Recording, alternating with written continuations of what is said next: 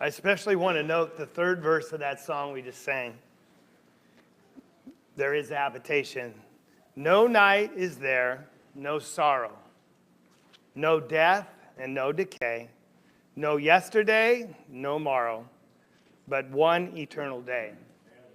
I think it's so appropriate in light of our dear sister in Christ, Pam Wolver, passed away this Friday after a long struggle on this earth, and to know that there is no more sorrow, no more tears, no more agony. It just gives us great joy and hope. And our hearts go out to the family, Glenn, especially.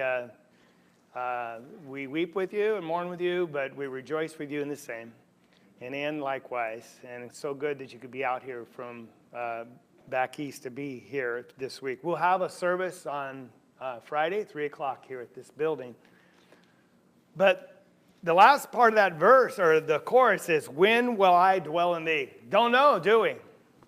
Each day is different for each person unless Jesus comes and we'll all go together. But some people just even wonder if they're going to make it. And that's what we want to address this morning when we talk about just the question, can I know that I actually am going to heaven? So let me just switch gears.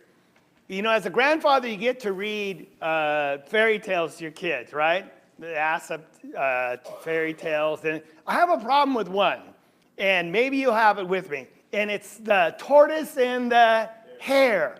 Every time I read that stupid book, guess who always wins?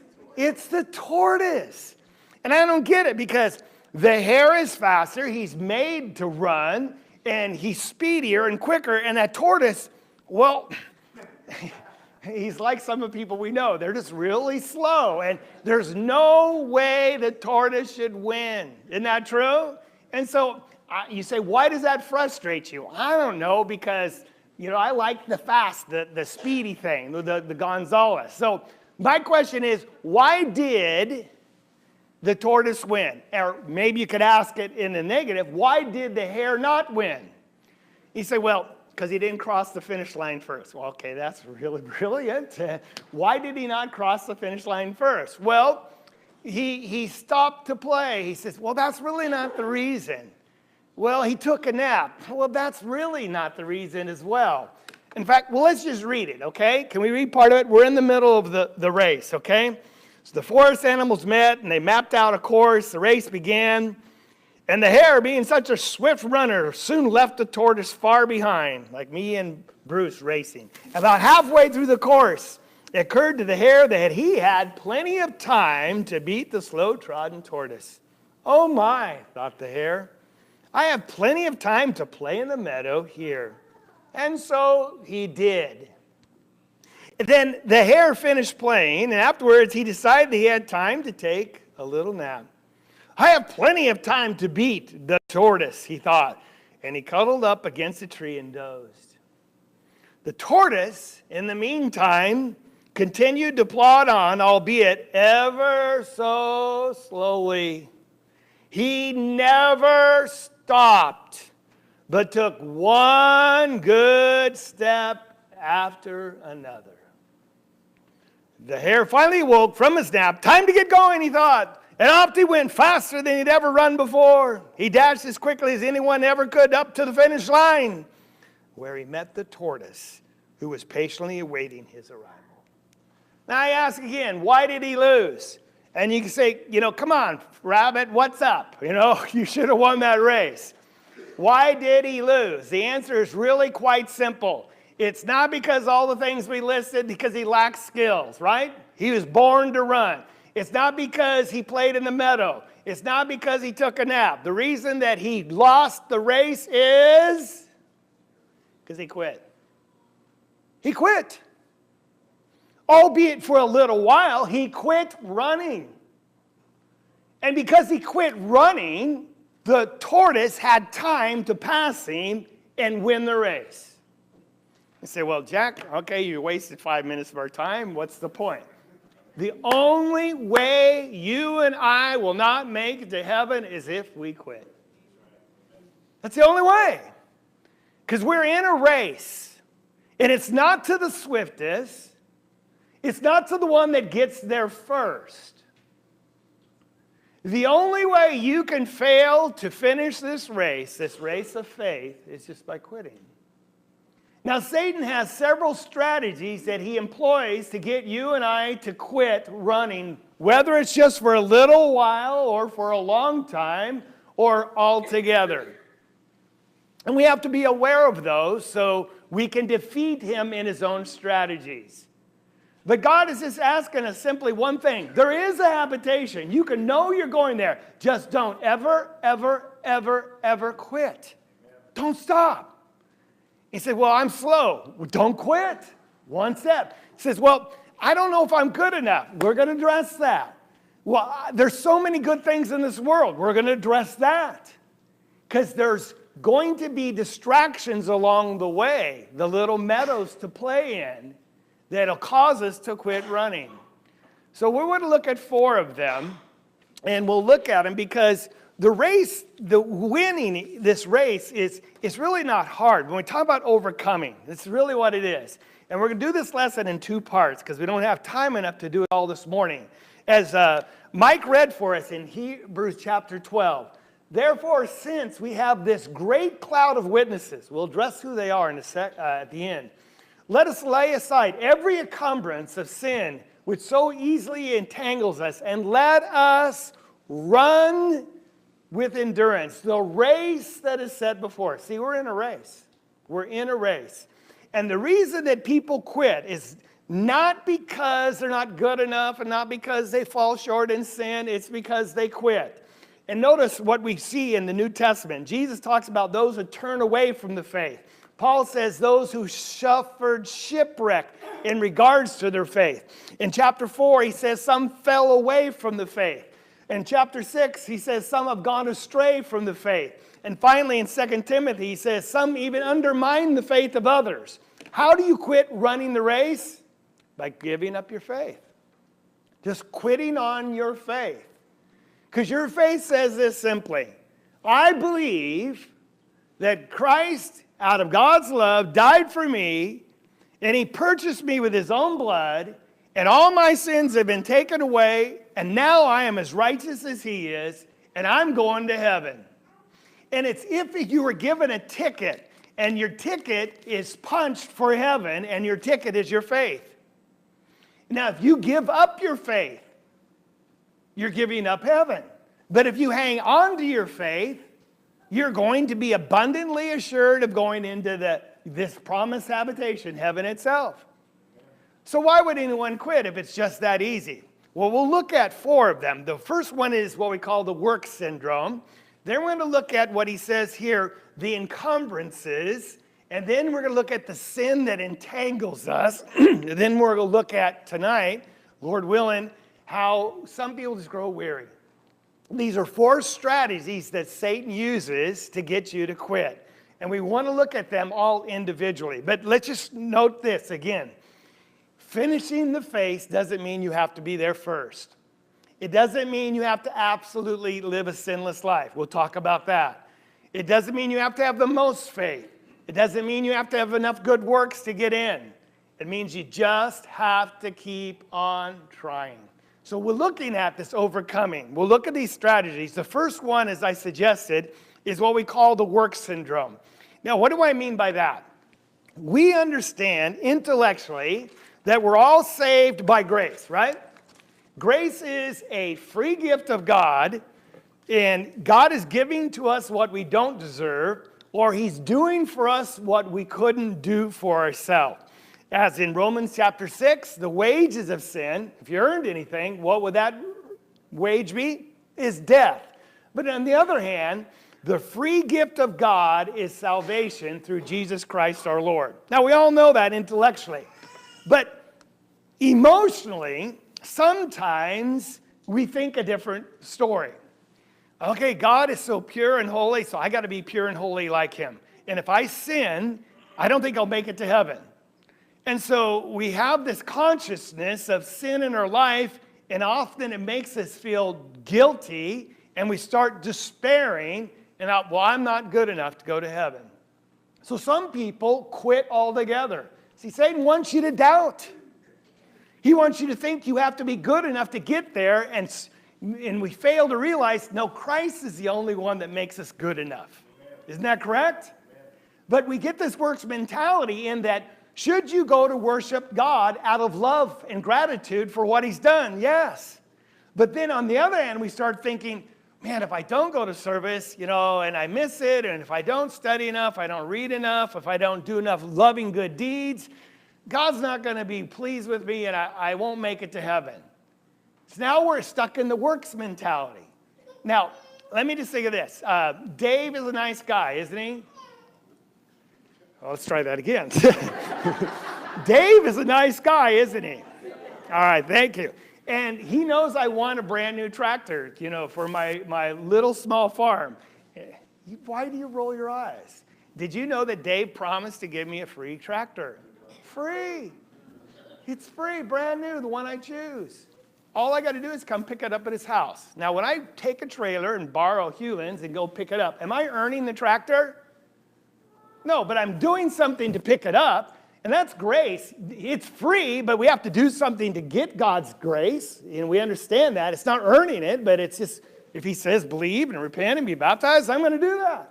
So I drive over to his place with my trailer, and, Hewlin's trailer, and I load up his tractor and secure it down, and I'm so excited because I'm going home. He says, there you go, Jack, that'll be $1,000. And I go, what? He said, well, $1,000. And I said, well, you said it was free. I know, but it costs $25,000. I'll only charge you $1,000. It's almost free, isn't it? Now, I'd be willing to take him up on the $1,000, right? But is it free? No.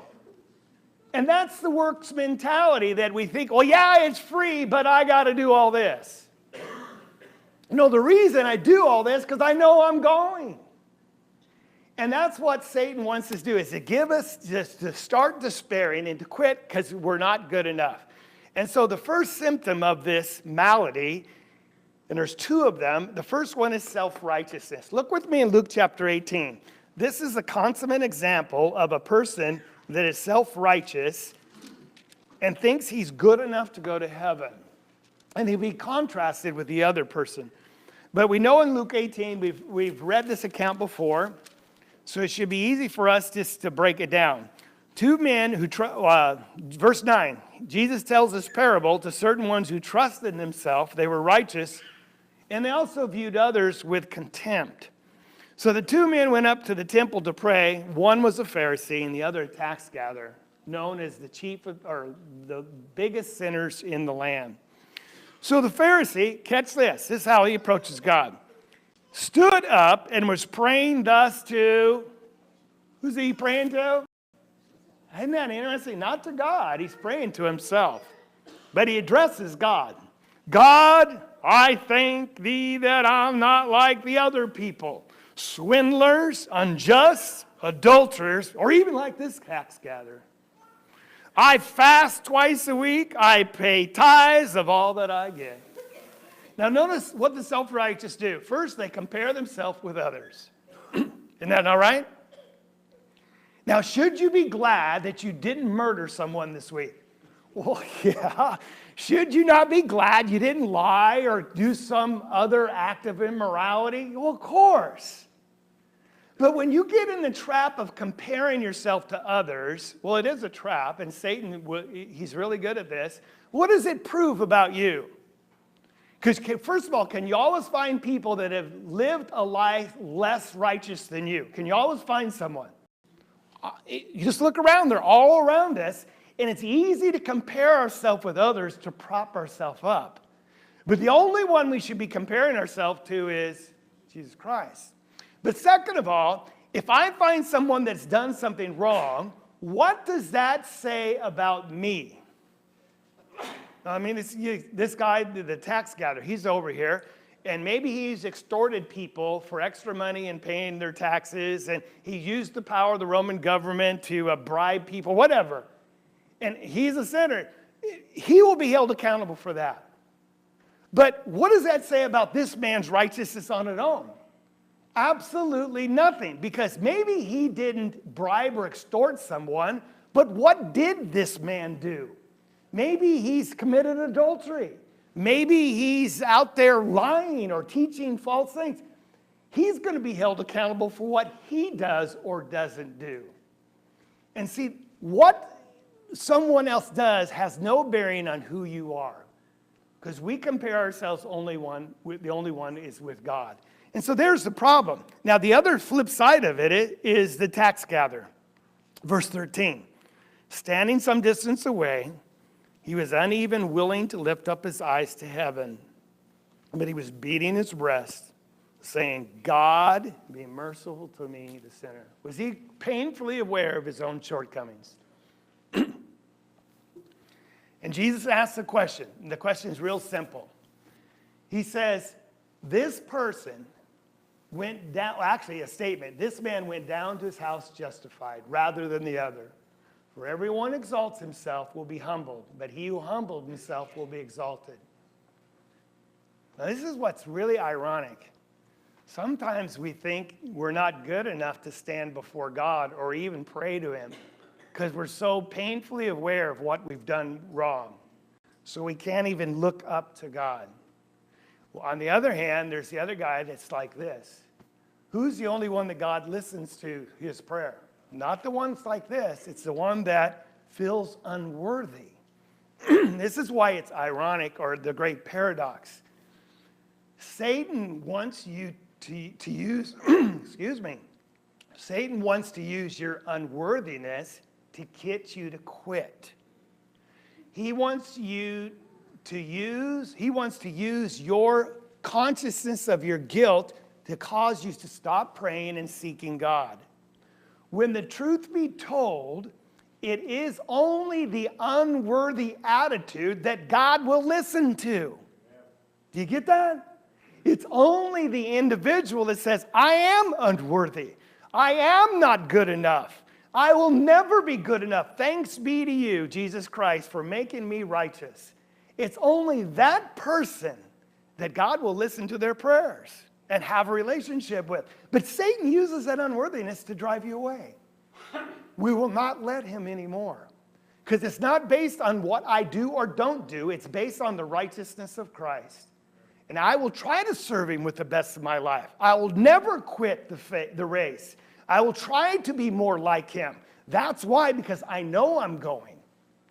Now there is the contrast. And so when we look at it, I want you to consider this lady, 100 years old. She set a world's record in the 100-meter sprint. And the world record was 1 minute, 17 seconds. He said, if I would have told you someone set a real world record in the 100-meter and it was 1 minute, 17 seconds, you say, you're crazy. But then if I told you she's 100 years old, you go, wow, 100 years old. And when you look at her, she's just excited. Now, how did she win that race or set that record? One step at a time. Was she sprinting? Not at a minute and 5 seconds or 17 seconds. Was she slow like a tortoise? But did she finish the race? Now, isn't it so easy for you and I to say, well, I have nothing to offer the Lord. I've been beaten down, I've sinned, I've messed up so many times, God wouldn't want me anyway. I'm too old or I'm too young, I'm too feeble, I'm too frail. And Satan wants to get us to do all these things, to get us to quit. Now, self-righteousness is not only found in the church, though, it's also found out in the world. How many times have you encountered people that say this? Well, I don't need to go to church, or I don't need Christ because I'm a good person. And God knows my heart, and I'm a good person. Is that not self-righteousness? They're saying, I don't need you, Jesus, because I am a good person on myself. Now, they may be a good person, but what are they doing? They're comparing themselves to others, aren't they? So this is a malady that doesn't just affect people that are in the church, but also affects people outside the church. It's their pride or self-righteousness that keeps them from coming to Christ in the first place. Satan is so good at his craft, but we're getting wise, and we're not going to let him seduce us anymore. Look at this other symptom of the work syndrome. Because here on one hand, you had the self-righteous. Man, I'm good enough to go. God will be proud to have me in heaven. The other hand is not self-righteousness, it's self-loathing. Now, we see self-righteousness in the church, but I think we encounter self-loathing more often. Maybe not, but I seem like I experience it and talk to people more about it. What's self-loathing? Self-loathing is this attitude, I'll never make it. I'm just terribly unfit and unworthy, and God would not take me. And so that despair sits in, and again, Satan uses it to cause you to quit. And intellectually, yeah, God's blood cleanses of all sin, and we're forgiven, and we have our name. But emotionally, we're just too in touch with our own shortcomings, and we just can't let go of it. Now, who would be the best example of someone that suffered from self-loathing in the New Testament? Can you think of someone? They were a disciple of Christ. Okay, they were an apostle of Christ. No, not Peter. Judas. Thank you. This guy was a follower of Jesus. He saw him walk on water, raise the dead, heal the blind, cast out demons. And he also pilfered or stole from the money box as he followed Christ. He was a thief. And then we know that night at the Last Supper that Jesus challenged him, that someone's going to betray me. And he said, it's the one who's going to dip in the bowl with the bread at the same time. And he said, go do what thou do quickly. So he went out and made a bargain to betray Jesus for 30 pieces of silver. Now, it's been said, and I would kind of think that this is the case, that he didn't intend Jesus to die. Stay with me. He'd seen Jesus walk on the water, cast out demons, heal people. He probably figured in his mind that no way are these soldiers going to be able to take my Lord. So I'm going to betray him for 30 pieces of silver. They're going to try to capture him. He'll just strike them all blind. He'll cause the ground to swallow them up. But he'll get away free. Can you imagine him thinking that in his mind? Because after all, I've seen him move mountains, right? So he said, I'm going to make a quick few bucks here. And so he comes up and kisses Jesus and betrays him. And then to his shock and his dismay, Jesus allows himself to go with them. And then he's beaten and then end up crucified on the cross. Can you imagine the remorse that Judas felt? I can't. He walked with him. He slept with him. He ate with him. He was close companion for 3 years. And now it's been revealed that he betrayed him, and now he sees his Savior hang on the cross, and he can't take it. He takes the money, throws it back to the Pharisees, said, hey, that's blood money. It's yours. We don't want it. They buy a potter's field, but he goes out, and we know because of his self-pity and feeling so unworthy, he hangs himself. Is that not the extreme example of self-loathing? I could never make it to heaven after what I have done. The truth be told, again, all he had to do is turn his remorse into repentance. And God, in his amazing grace and forgiveness, would have done just that, forgave Judas, wouldn't he have? But he didn't get that. There's something about self-loathing that is just as despicable as the self-righteous. We're willing to pick on the self-righteous because they're arrogant, they're kind of puffed up. But the self-loathing are almost as despicable. You know why? Because it starts with self. Self-righteous, self-loathing. The self-loathing only look to themselves. It's only about me, about how good or how bad I am. It's all about self. And it never allows themselves to look up to God and Jesus and say, no, you're the one I'm going to trust in and look to. They're just so caught up in their own little world, and it's evidenced by just him being a thief. It was all about what? Judas, me. And so at one hand, it's easy to get down on the self-righteous, but the person that always beats themselves up and says, well, no, God wouldn't want me, and they always try to seek pity from others. They're always on what was the one in Peanuts that has a cloud around him all the time? Pigpen, all right? I imagine that's how God looks at him.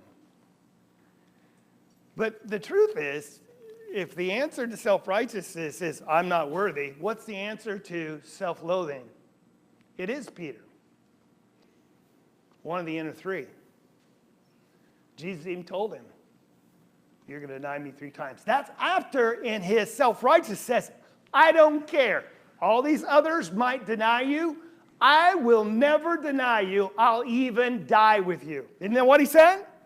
Jesus said, oh, Peter, Satan has demanded to sift you like wheat, and before the cock crows, you're going to deny me 3 times.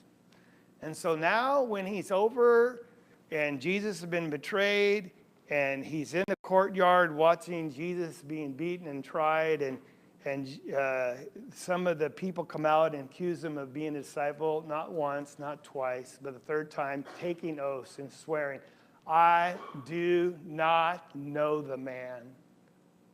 And at that time, the cock crew, and Jesus turned and looked at him. Did he have remorse? It says, very similar to Judas, he went out and wept bitterly. I don't know if we've ever wept like Peter wept when he knew that his denial, rather than defending his Lord, he was just as bad as Judas in his own mind. But what's the difference? Rather than give in to the self-loathing, he came back to Jesus, he repented, and he became the pillar, the rock that Jesus named him to be. Because when he named him Peter, that means rock. He became a rock in the church because he learned from his mistakes, trusted in God's grace, and became a pillar in the church of faith. He never, ever, ever quit. Tradition says, even though when he had to die a martyr's death, and they were going to crucify him, said, I'm unworthy. Isn't that the right attitude to have? To be crucified like my Lord, hang me upside down and crucify me that way. There's the example of what God wants us to be. Just don't quit. It doesn't matter what you've done. Don't give in to self-loathing. Don't be self-righteous. But trust in the Lord. Here's the next one. As we read in Hebrews chapter 12. Let's just go back there and look at it again so we can be centered on our text. Therefore, verse 1, since we have a great cloud of witnesses surrounding us, let's also lay aside every encumbrance and the sin. There's 2 things we want to lay aside. First of all, we're not going to run the race if we think we're too good, we don't need to run it, or we're too bad, we can't run it. The second thing now, he says, lay aside every encumbrance, and the third thing, every sin which entangles you. And then the final thing will be in verse 3, don't grow weary, so you lose heart and quit. So let's just take up this idea of laying aside every encumbrance and let us run the race with endurance by fixing our eyes on Jesus. So when we look at this, it's distractions that's going to cause us, like the rabbit, to go play in the world and stop running. And this is the scariest part because it involves most of the people, not the self-righteous, the self-loathing. Most people fall in this problem, or have this problem. Not everyone. The word encumbrance means weight. That's all it means, weight.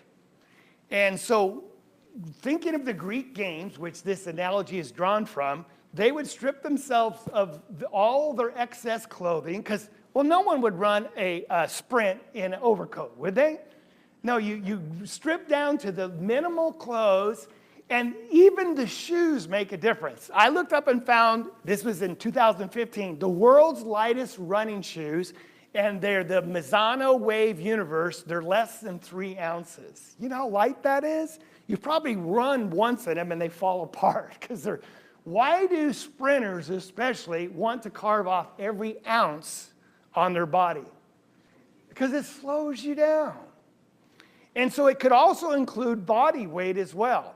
And so that's the analogy or the picture that he's using. He said, let's get rid of every encumbrance. Your Bible might say weight. That's what he's talking about. Those things that slow us down. Well, what could that be that slow us down? I'm going to take us to Mark chapter 4, when Jesus gave us the parable of the sowers. And we'll do this quickly because you already know it. He said a sower went out to sow in the field, and he encountered a hard path, and the birds picked up the seed, right? Never planted or grew.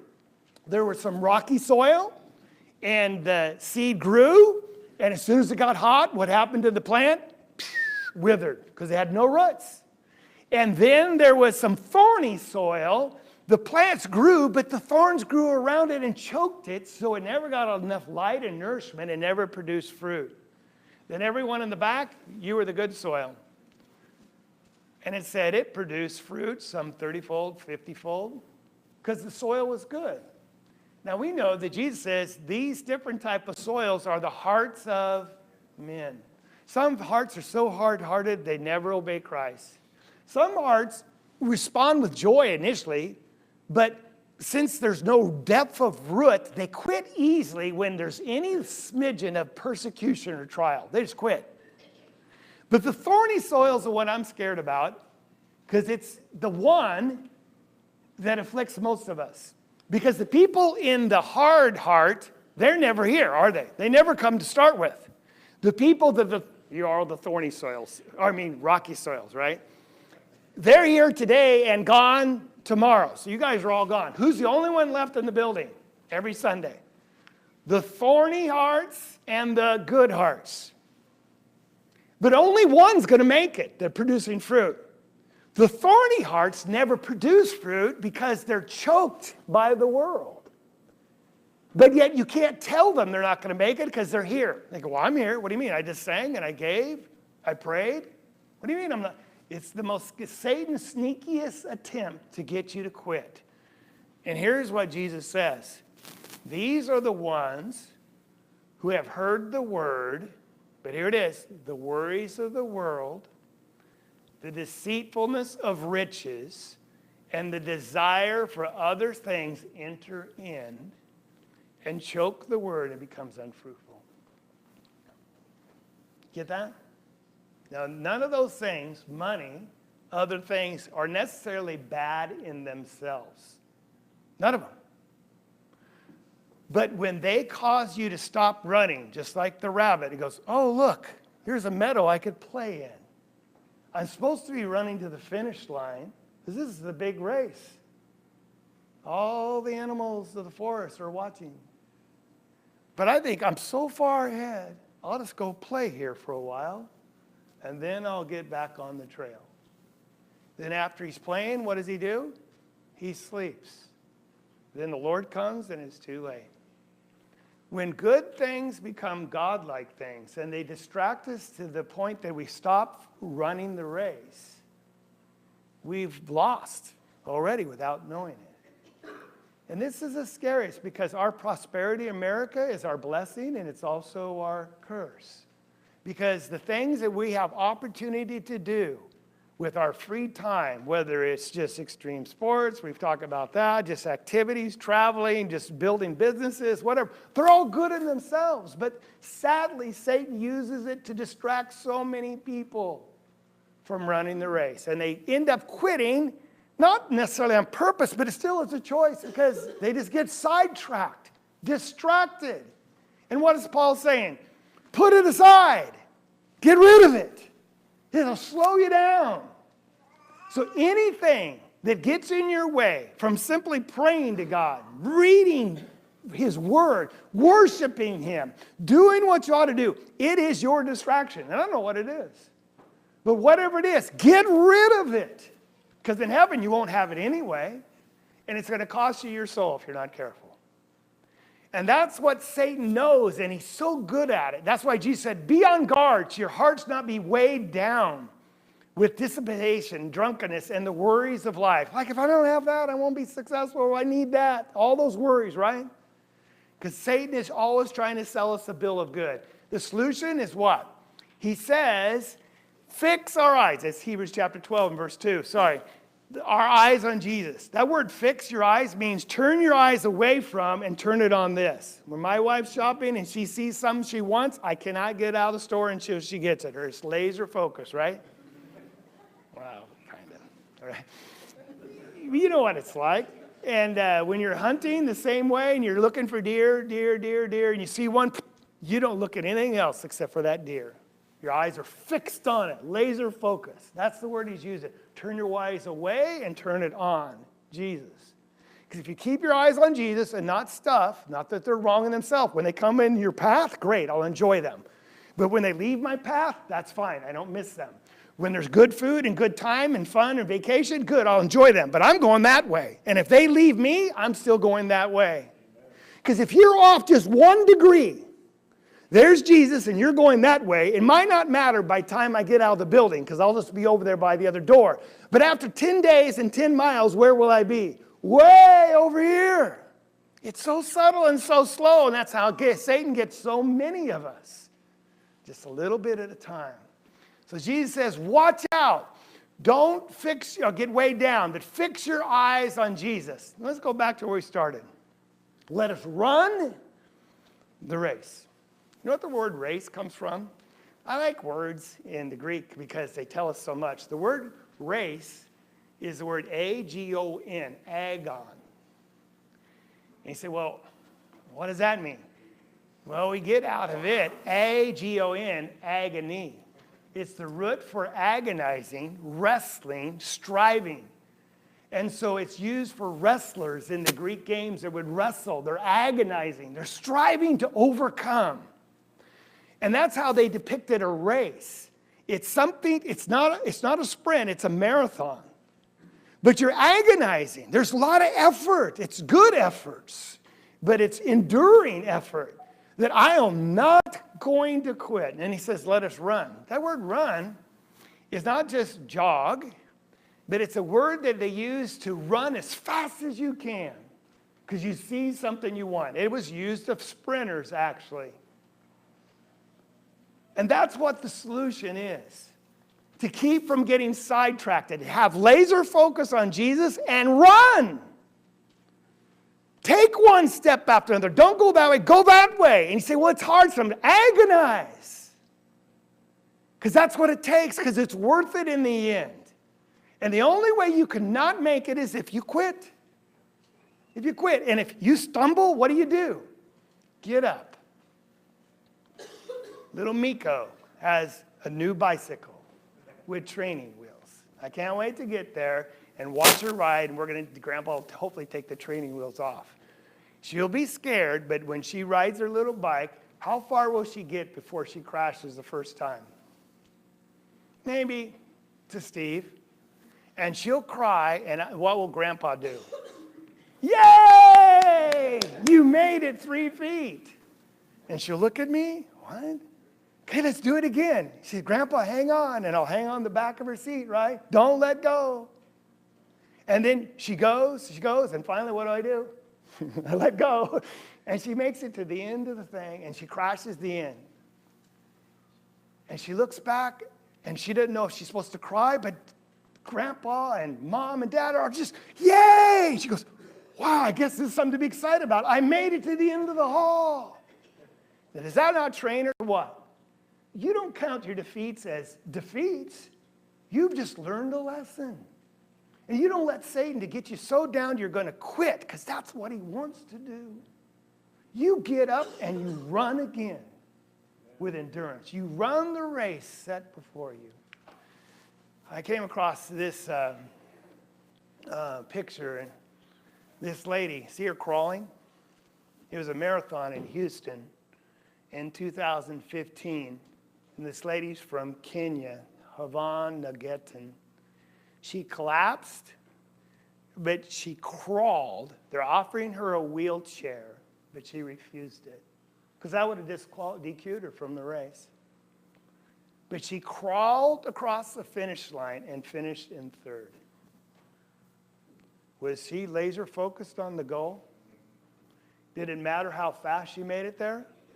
What's the only thing that mattered? She finished. My only work on this life would be rewarded if I see all you in heaven. That's all that matters. And the only way I'll know I'll see you in heaven is if you just don't quit. And likewise, I want you to see me. Just don't quit. Don't get discouraged. Don't let the problems of life weigh us down. Don't feel too good about yourself or don't self-loathe. Just trust in Jesus and just keep going. There's no way we can lose. We just got to run like the tortoise. Come back tonight and we'll talk about the other two problems, and that's sin. It does entangle us, and then just growing weary. Sometimes we get tired. But I encourage you to come back tonight. But I hope it helps you. Just don't ever, ever, ever quit. Blessed assurance, Jesus is mine. And that we know we're going to make it to heaven because of what he's done for us. If we can help you in any way, won't you come as we stand and sing?